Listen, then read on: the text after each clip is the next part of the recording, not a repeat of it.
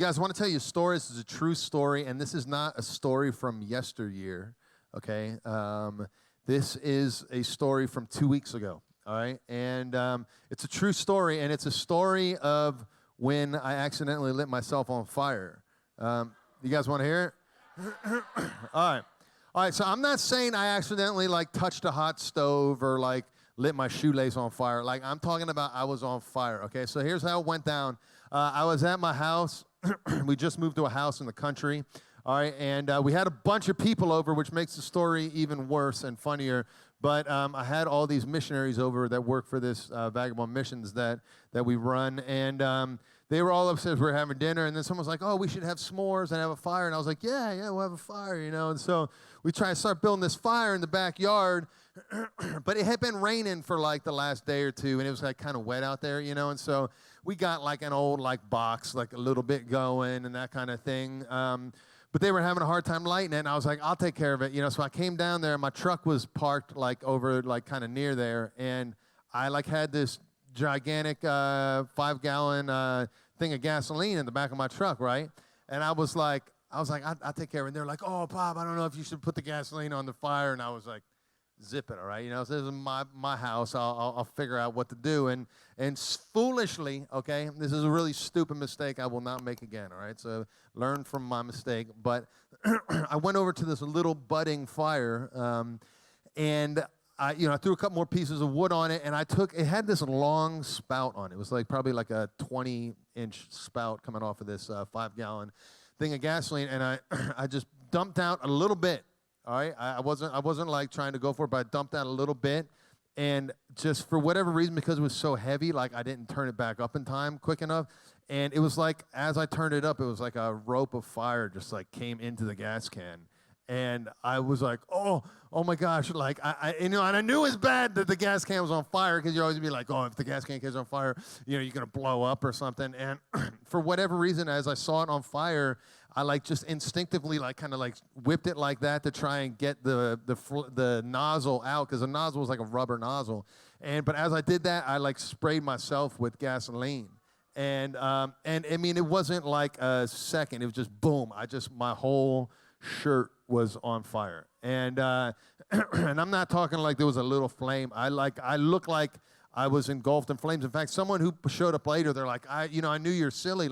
I thought you had a fire suit on or something, because what I did was everything they tell you not to do, you know? They're always stop, drop, and roll, don't run, and I was just I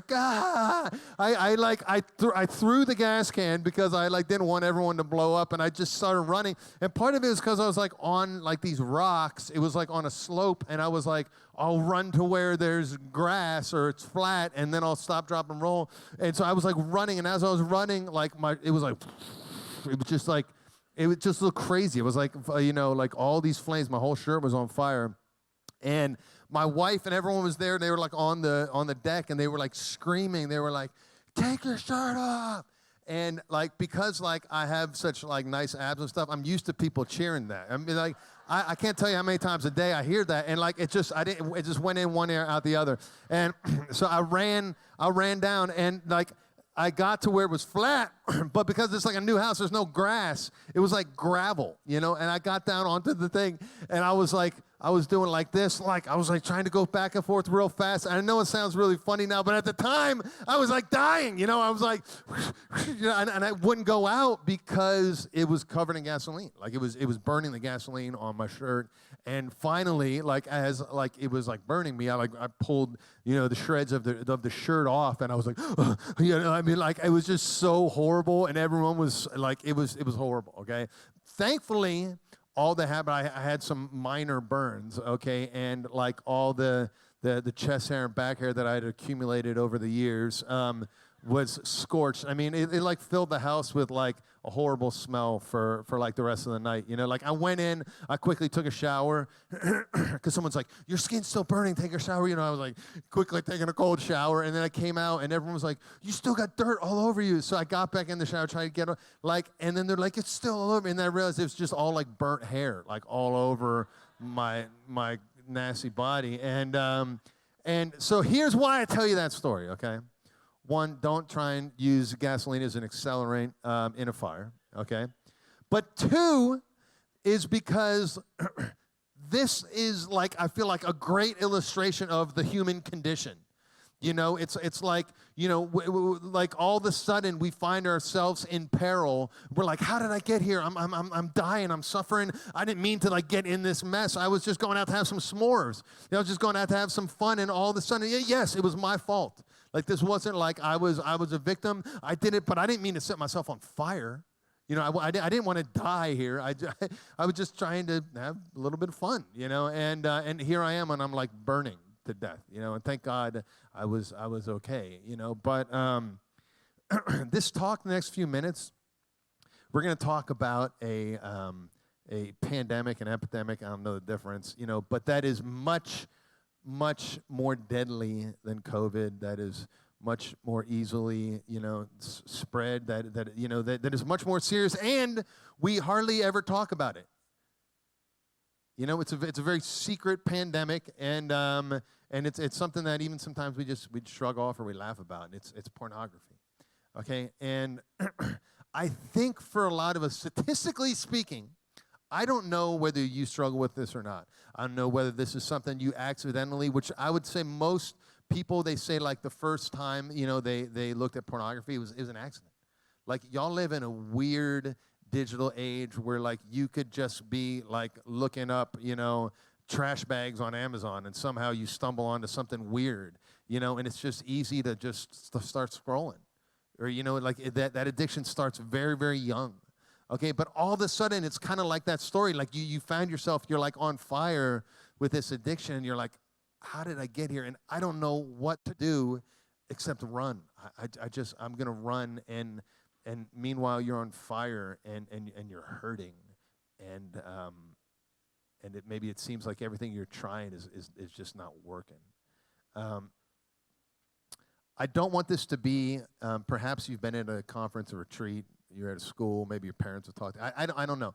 I don't want this to be just like your typical pornography talk where it's like, oh, we get it, porn's bad. You know, like, because I feel like I've been to enough like retreats where like I have sometimes when I have like teens with me, the inner city kids are like, oh, we know porn's bad. We don't need to hear another talk on how porn's bad. Like I feel like, especially like I said, statistically speaking, if the vast majority of us in this room like struggle with this sin, the last thing you need is someone to come up here and be like, yeah, pornography's bad. You know, it'd be like if the Biggest Loser, you guys have that show in Canada? You ever see that? All right, I don't know. I can't remember if it's like a United States thing or not, but it's basically like fat camp where these like, you know, like really 500-pound, 600-pound people get on there and they like try and lose weight, but then they're working real hard. But it's hard, and they're really, really fat. And it'd be like if, you know, someone came on the show and was like, "You guys are fat."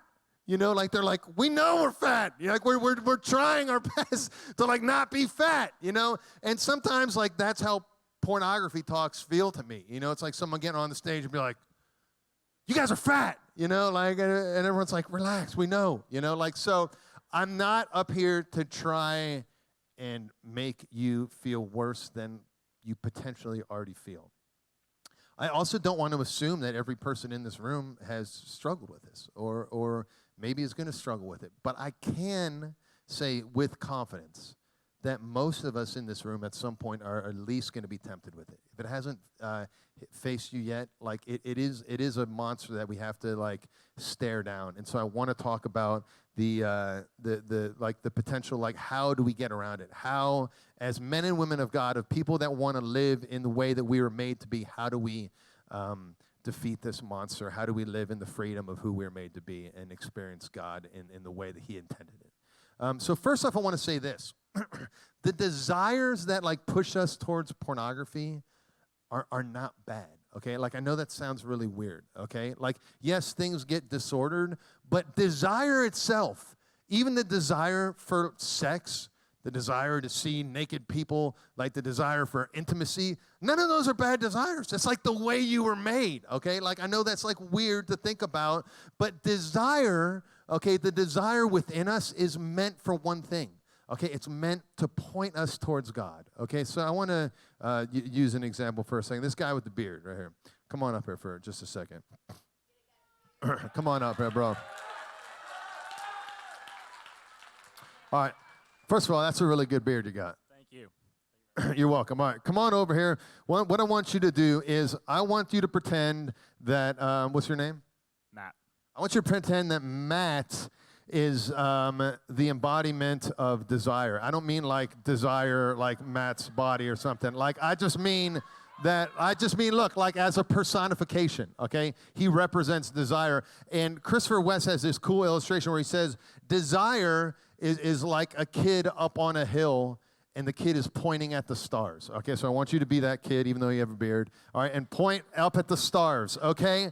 This is what desire is supposed to do. It's supposed to point us to heaven. All right, like we're supposed to see this unfulfilled desires within us and want to find that fulfillment in God and in God's plan for us. All right, look. And to find that desire in God's plan for us. So when we see desire, when we see this kid on the hill pointing up to God, pointing up to the heavens, we're supposed to be like, oh, what's he pointing at? God. Like, that's what our desire is supposed to do. It's supposed to push us towards God.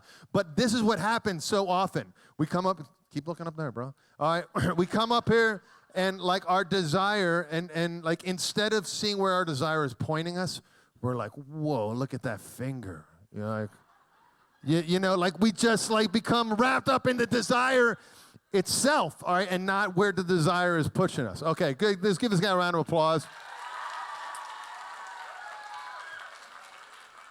Bro, I think you got acting in your future, man. That was impressive, okay? But so I want to say for starters, like, I'm not here to be like, hey, you horny kids, like, sex is bad.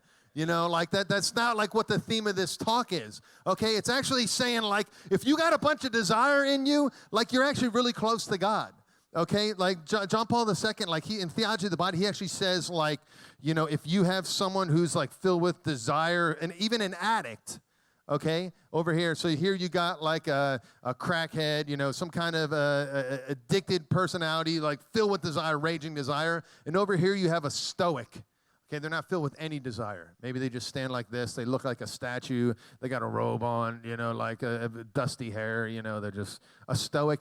It would seem like, oh, well, this one's probably closer to God. But he says this one is actually much closer to God because at least the desire is burning within him, you know. St. Augustine has this great quote. It says, he who is lost in his passion is less lost than he who has lost his passion. You see what I'm saying? The person who's wrapped up in passion is actually closer than the one who has no passion. Okay, so I want to start off by saying what you think right now might be your greatest weakness could very well be your greatest strength, that you are filled with passion as a young person. Okay? It is hard. It is really hard to figure out, like, so what the heck do I do with these desires? Because they're burning me up. I'm on fire, and I'm running around the yard. I have no idea, like, what to do, okay? And I want to let you know there's hope, okay? The second thing I want to tell you is I don't want you to think that this is another thing that I think happens too often is, like, there's a talk on pornography, and it's like, we're talking about you out there, okay? And we're talking about, like, well, here's the things that you guys struggle with. And it's just like the people on the stage seem like unscathed. You know, it's just like, well, if I were ever to struggle with such things, like, this is maybe what I would do, you know? But, like, the reality is like, I want you to know, like, I have struggled with pornography. Like, that's been a big part of my story, unfortunately. And it's something that I'm here to tell you, like, God has conquered in my life. You know, like, I stand to tell you, like, hey, you can make it through this battle. Like, if we were all soldiers and I just got off the field of battle and I was like, hey, I survived. You know, I got through it. Here's how you get through it. You know, like, there's victory, okay? You're not just all going to go die out there. That's what I'm trying to say, all right? But I also want to say that I understand.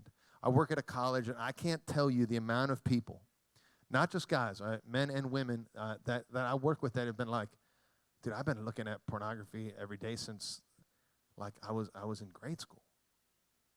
You know, like, I know that it is a horrible cross, okay?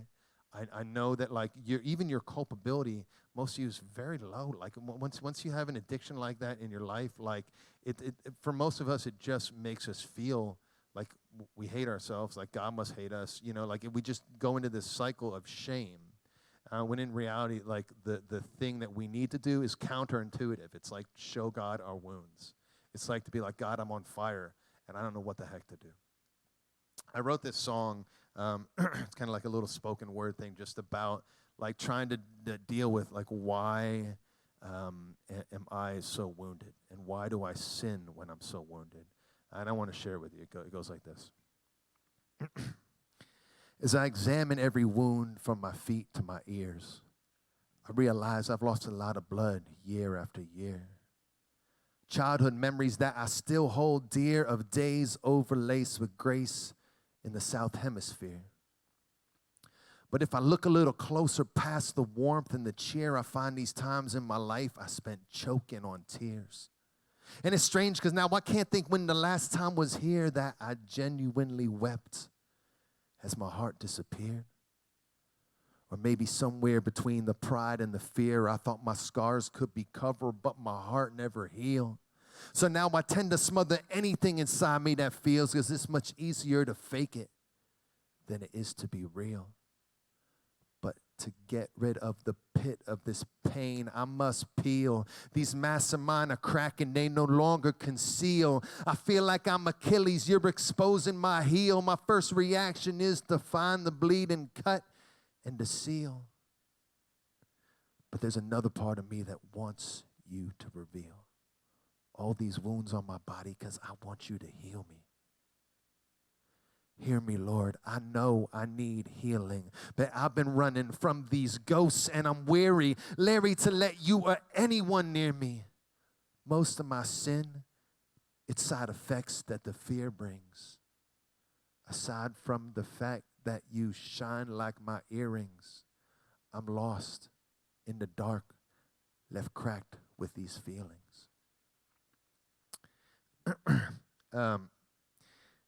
For me, that describes the feeling of being caught, of looking and seeing nothing but your wounds, nothing but probably self-inflicted wounds, you know, like pornography, masturbation, like these things that, like, God gives us sexuality as a gift that we can give ourselves freely to another in the covenant, you know, of marriage, that intimacy is supposed to, you know, make us long for God and for perfect intimacy, but like they turn in on ourselves, and it just does weird stuff to us, like where we start to hate ourselves. I have another one of my kids. I told you I got 5 boys.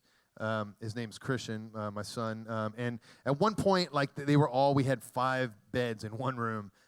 Like it was like I had a 3 bunk bed high on the one wall, and I had 2, or like a regular one on the other wall. And I was in there one night, and I was like talking to him, and we were praying for vocation, because like at Mass today, the priest been talking about like we need to pray for like our men to like be strong and like be willing to be a priest, you know. And so I was like, we were praying for that. At the end of the prayer, like I said to my boys, Christian was the oldest at the time. He was probably like 8 or 9, you know, like he was up on the 3 high bunk bed. And I said to my boys, I was like, man, I would love it if one of my boys becomes a priest. And then my son Christian leaned down from the top. He was like, I'll do it, you know. And what I love about that story is like it's so cute, like it's adorable, right? Like I was asking someone to like I need someone to take out the trash. It's like, I'll do it, you know, like. But there is a like an actual sense of that. Like I want to turn this into a vocation talk, but there is an actual sense of like, dude, we need some people that are gonna like go to battle. They're gonna be like, yeah, you know what? There's some sacrifice there. There's like some scary things there, but we do need guys that are gonna be like, I'll do it. A lot of people ask me like what my first tattoo is. Like when people ask me like questions about tattoos, and my first tattoo ever was my grandfather's name. It's on my arm. My grandfather Andy, and Grandpa Andy was like, he was a father figure in my life, but he wasn't just a father figure. This was like a grade A bad dude. Okay, I'll just say that, bad dude. All right, but he not only was he a soldier in the Army, and not only was he in World War II, but he stormed Normandy, okay? So on D-Day, if you don't know anything about it, it's like a pivotal battle, all right, like in the history of the world, because like we needed to like, it was a battle we needed in order to like get ground to like be able to defeat the Nazis. Came down to this battle, and he was on the bloodiest of all these beaches. In fact, I looked up this talk earlier in the summer, or looked up this statistic for a talk earlier in the summer, and said that 93%, it was like 93.5% of the soldiers that on that particular day went out died. Okay, so like your chances of living, it's like 6%, 6.5%. You know what I mean? Like, and somehow he survived. Okay, like he just kept going. You know, and the reason I tell you that story is because I like to imagine this part of like, it's fictitious, all right, but I like to imagine like this time where there's like a general or sergeant, someone in charge of like his, group of soldiers, and he's like, I need some guys that are going to go out. Like, this is going to be a horrible battle. Like, there's a horrible enemy out here that we have to fight. Okay, I need some guys that are going to go out on this first wave today. This might change the history of the world. Who's going to go? And I like imagine like my grandpa's hand going up, as like a 19-year-old, and be like, I'll do it. Like it's like, oh, it gets me like a little choked up. Like there's this like, it like pumps me up, this idea of like, I'll do it. And why do I tell you that story in the middle of this talk? Well, part of the reason why is because like, that's the first thing that needs to awaken in you. If we're going to talk about like defeating this battle of pornography, the first thing you got to decide is like, I'm going to enter the battle, okay? There's no way to avoid the war because you're already in it, okay? And yes, it is possible that this has not been a battle you've had to fight yet, but at some point, you will have to stare down this enemy. For those of you who are already thick into this battle, I want to tell you the first thing, okay, because I'm going to get into some real practical things here of like, how do you overcome this? The first thing you got to do is just be willing. Like literally, I think God is looking out at a group like this, is looking out at the young church today and be like, who's going to go? Like we're at a pivotal time, like not just in our church, but in the history of the world. And like we need saints. All right, and we can't be stopped by something stupid like pornography. I tell my boys, like when they're going into high school, I'm like, look, so many guys like will stop following God because of the sin of pornography. If the sin itself doesn't take them out, it's just the shame of it will take them out. Like you just got to keep getting up and going, man. Like, like going into battle, no one ever assumes like they're just going to skip onto the beach of battle and hold hands and, run into war. Like, you're going to get hurt. It's going to suck. Like it's hard. But you have to decide now, like when you're in a place where God is here and God is moving, like, do you want to do it? Is it worth it? Is victory worth it for you? Like, can you be one of those people that God is saying, I need saints. You don't have to be perfect, but I need some people who will say, I'll do it. Could you be a hand that goes up this weekend that's like, I'll do it? That's the first thing you have to decide, okay? The second thing you have to decide, and this is where it gets difficult, is that our victory comes with a game plan. All right, the worst game plans, all right, these are two game plans that oftentimes come out of conference settings, all right? I've been doing these conferences for a whole bunch of years. That's why I look like an old homeless guy, right? It's because I've been doing these since I was a kid, all right? But I could tell you that two of the main things that come out of every men's and women's session I've ever been at or a talk where we're talking about overcoming sin, like our natural inclination is like, oh, here's a game plan I'm going to do. I am going to like run on momentum harder than I ever have before. Like, I'm so pumped up. Bob, you got me pumped up, man. I'm gonna leave this thing and I'm gonna do this. It's just like relying on this sense of like bravado. Like, yeah, hell yeah, I'm gonna do this. Like that is a bad game plan. Okay? Like, it's one thing to like get pumped, like because you're about to like face a difficult enemy. All right? Like the church doesn't mince any words. Like, our enemy is difficult. Okay? But it is another thing to rely on your own strength, to rely on emotion. That runs out quick. Any of you have ever been at a conference or retreat before could always say, like, you come off with a high, and whether it's the next day or 3 months later, like, it's easy to crash, and then all of a sudden it's easy to give up. Just be like, I'll just lie on the beach dead. So that's a bad game plan. The second bad game plan, and this one might seem more holy, but it's bad. I'm telling you, it's even worse than the first one, is to leave here and your game plan is, I'm going to hate myself more than I've ever hated myself before this time. I'm not going to let it happen again because I'm disgusted with myself. I've fallen in this sin over and over again, and this time I really hate myself. Like, that is a bad game plan. Okay, I told you last night, like, one thing that's important to recognize, like, as you go into confession is God is not mad at you. God wants to heal you. God wants to help you. That's your only chance of getting through this, is like running into battle with God. And it's not even just God and you, it's God in you. Let him fight the battle for you. Okay? So God does not hate you. God does not want you to hate yourself. The more you feel bad about yourself, the deeper you're going to go into this sin. So you got to stop that right now. You've got to make an agreement with yourself, with someone else, to be like, dude, I'm not going to just make myself feel ashamed and horrible about this day. That's not how I'm going to get through this. Okay? Let me give you a couple practical things on how you can beat this plague of pornography. Okay? And like I said, if this isn't you, tuck it away for a day that you might face this. Okay, so the first thing is this. There's three things, all right? The first thing in the game plan is tell someone, okay? Now, I'm not telling you to get up on the microphone on your bus and tell everyone. I'm not telling you to go around and tell everyone, I struggle with pornography. I just told y'all that it was a struggle in my life at one point, but there is a freedom. I could tell you this. There's a freedom, and I've seen people come alive in this being a turning point in the war when you could tell someone else. Be like, hey, to one of your friends, to your youth minister, to your priest, to someone, to your dad. I don't know. I don't know who that person is for you, but to be like, I struggle with this. You don't have to go into detail. But just that's a struggle for me. I need you to help me. Okay, what does that mean? I need you to help me, all right? All it means is one, that you're asking someone to pray for you, and two, asking someone to ask you how you're doing. But you have to be willing to be honest with them, okay? So when I had a friend in my life, when I've had friends in my life do this, I just be like, hey, I've been struggling with this, man. I'm super embarrassed, but this is a struggle for me.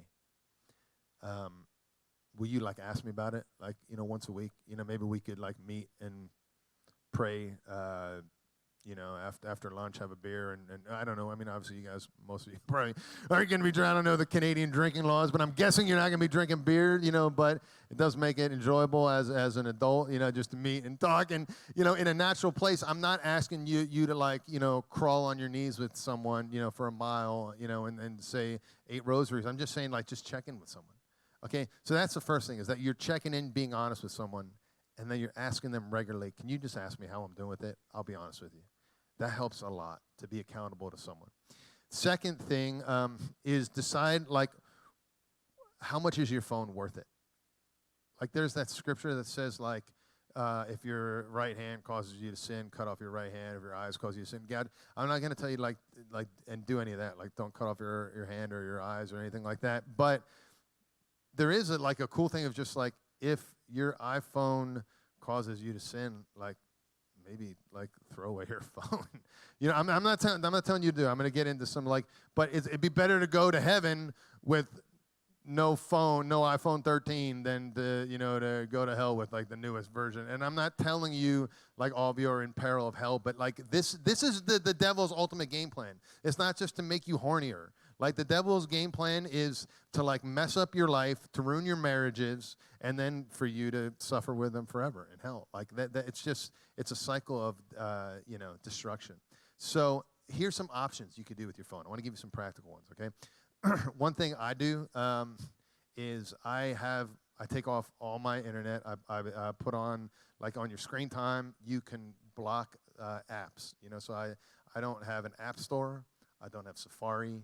I have nothing to get me online. All right, now I know you might be like, dude, I'm not ready for that.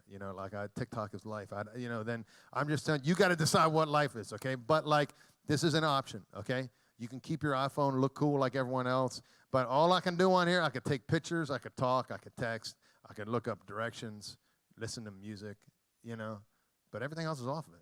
You know what I mean? To me, that's what freedom is worth it. Be like, yeah, it's not quite as fun. I mean, I have some games on there maybe, but everything else is locked. Another thing, cool thing, if you're I don't want to do that, I want to be able to get online, there's a thing called Covenant Eyes. It costs, there's I think a $3 monthly fee, but it's pretty awesome because the way it works is it doesn't filter anything. You can put a filter on there too, but it records everything you look at, and then it sends you to one friend that you want to see your list.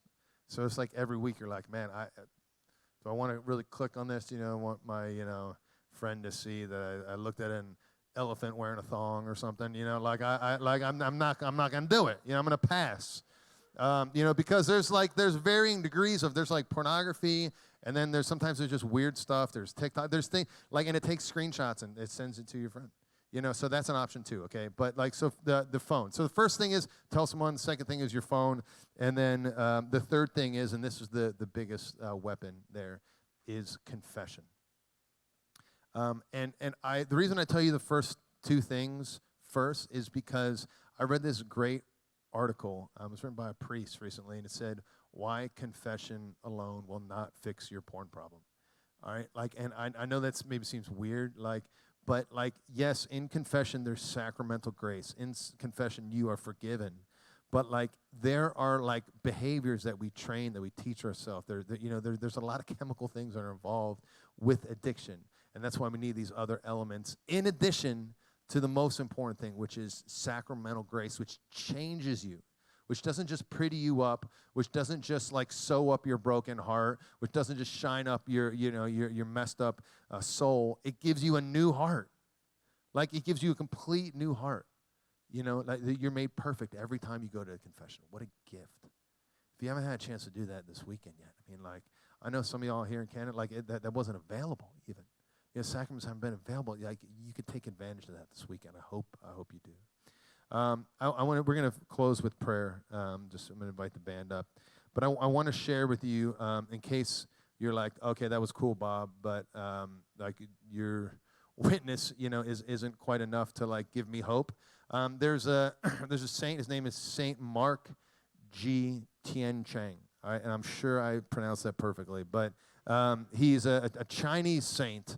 And dude, ever since I found out about this saint, I tell as many like young people as I can, because I'm like, dude, this saint is for our generation. Like, not our generation. This saint is for y'all's generation, man, because it is a saint that really dealt with addiction. And you guys, because of the availability of things like this, like, I feel like have dealt with addiction more than any other generation in human history.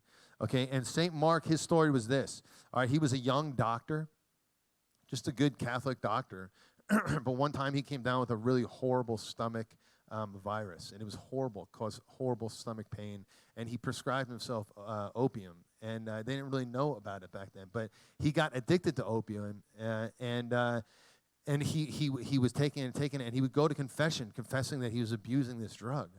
And he would be forgiven, and he would go back to confession, he would be forgiven. And then eventually, because at the time they didn't really understand addiction and culpability and everything that entails, but this priest, maybe not ill-intentioned, but said, you can't come back to confession because you are so addicted, like, you got to get yourself unaddicted, then you can come back to confession.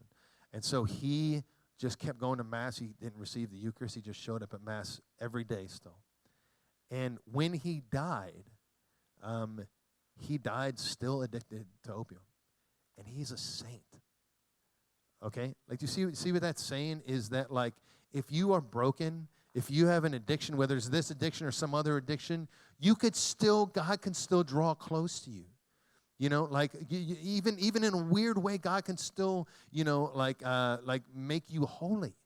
Like, it just takes us continuing to come before God. God, I need you.